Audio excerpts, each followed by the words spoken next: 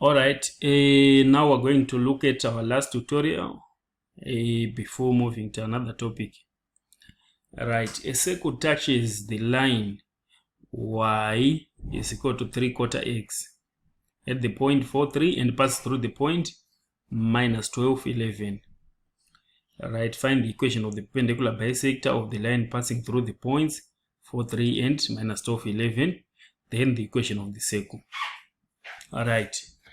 We're going to see how we deal with such a problem.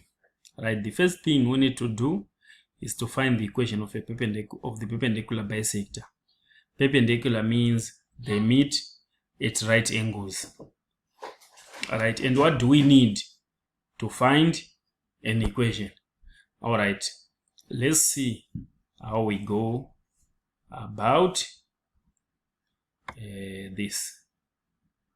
All right, so this is a sketch of our circle.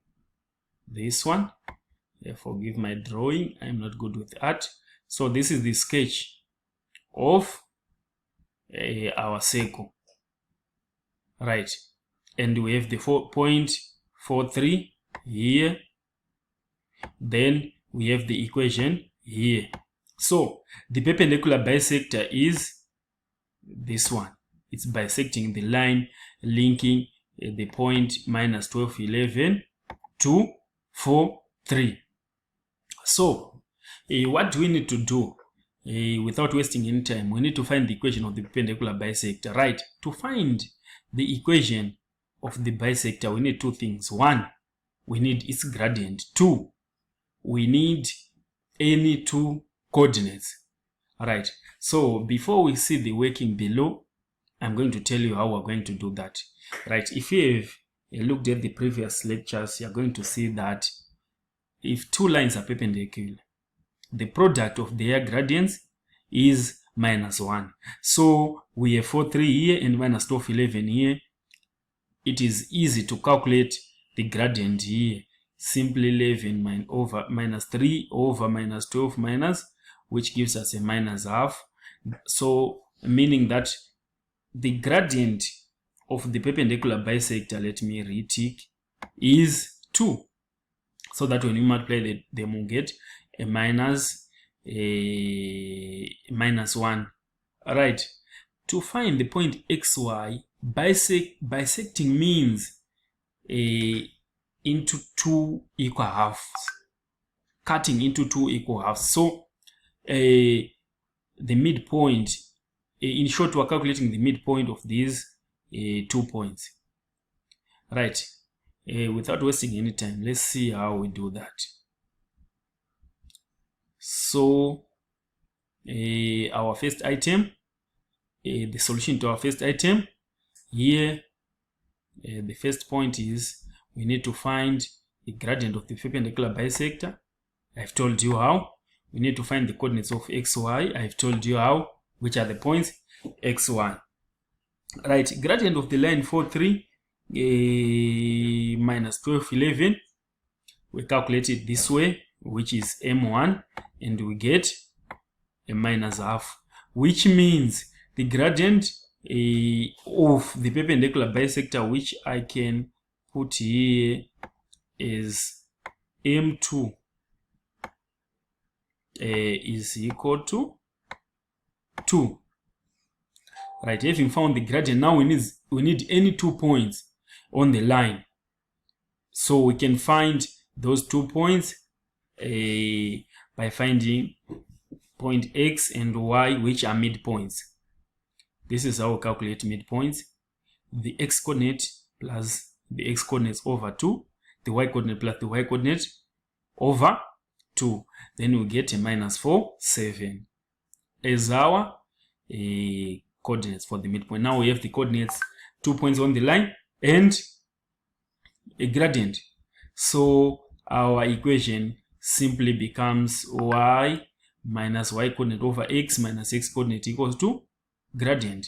Then our final answer is y equals 2x plus 15. That's the equation of the perpendicular bisector. One more thing which you should probably know, the equation of the perpendicular bisector passes through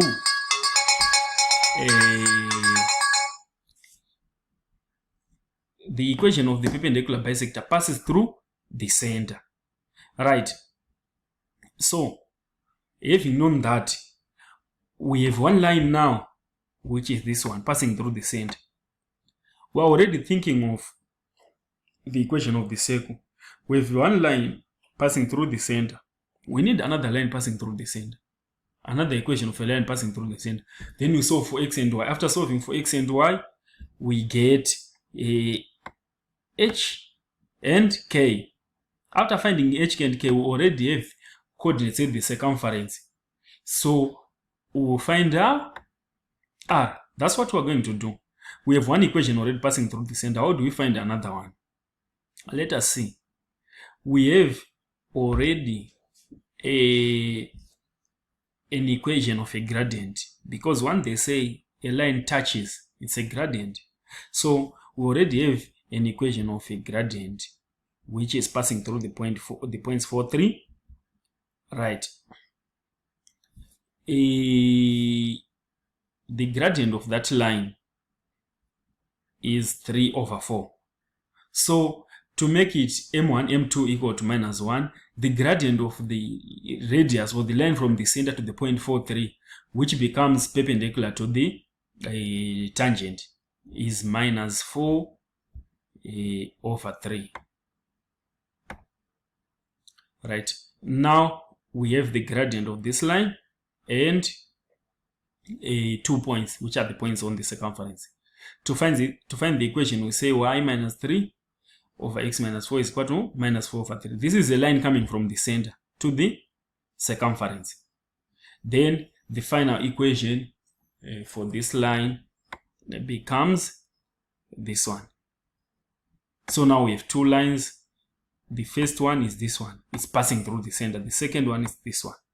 So now what we need to do is solve for x and y, and those x and y represent h and k, the coordinates of the center. So by substitution, solving 1 and 2, you find that x is equal to -2 and y is equal to 11. These are the coordinates of the center. What do we do now with the coordinates of the center? We have the coordinates of the center, and we have also some coordinates on the circumference. Remember, we need h, k, and r to find the equation of a circle.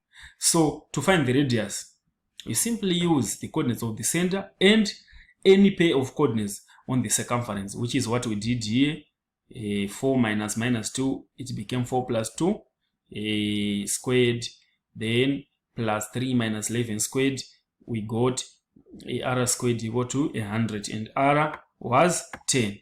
Then finally we went on to finish our equation of the circle to get x. In this case it's minus h, but h is a -2 squared plus y minus k squared is equal to r squared. So this is the final equation of our circle. Kindly subscribe to our channel. We're going to post more videos, be it math, be it English, university stuff. We're going to post a lot. Thank you for watching.